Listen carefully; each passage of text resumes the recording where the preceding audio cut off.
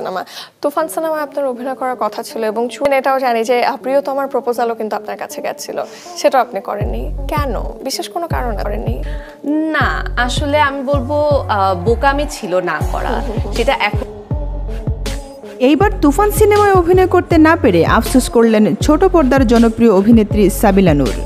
তুফানে মিমি চক্রবর্তীর জায়গায় নায়িকা হিসেবে সাবিলা নূরকে ফার্স্ট চয়েস করেছিল পরিচালক, তবে সাবিলা নূর তুফান সিনেমার অফারটি ফিরিয়ে দেন, যার জন্য এখন আফসোস করছে এই নায়িকা।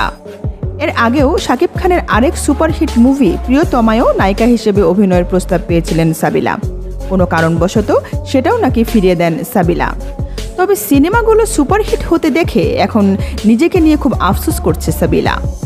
গত দুদিন আগে মাছরাঙা টেলিভিশনে দেওয়া এক সাক্ষাৎকারে সাবিলা নূর জানায়, অনেক বোকামি করেছি তুফান সিনেমায় অভিনয় না করে, এত ভালো একটা সিনেমায় কেন যে অভিনয় করলাম না সেটা নিয়েই বেশ আফসোস করছি গত কয়েকদিন ধরে। তো বন্ধুরা, আপনাদের কি মনে হয় তুফান সিনেমায় মিমির জায়গায় সাবিলা নূর হলে কেমন হতো? সেটাই ফটাফট জানিয়ে দিন আমাদের কমেন্ট বক্সে। বাংলাদেশে তুফান সিনেমার হাইপ এখন রমরমা, দিনের পর দিন রেকর্ড করে যাচ্ছে তুফান সিনেমাটি। তুফানের পাশাপাশি তুফান সিনেমার গানগুলো বেশ হিট হয়েছে।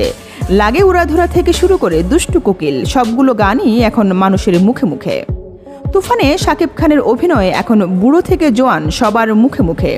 বলতে গেলে বাংলা সিনেমার ইতিহাস পাল্টে দিয়েছে তুফান। এদিকে শোনা যাচ্ছে খুব শীঘ্রই বলিউড সিনেমায় পা রাখতে যাচ্ছে শাকিব। এছাড়াও শাকিব খানের আপকামিং মুভি দরদ রিলিজ হবে প্যান ইন্ডিয়ান সিনেমা হিসেবে।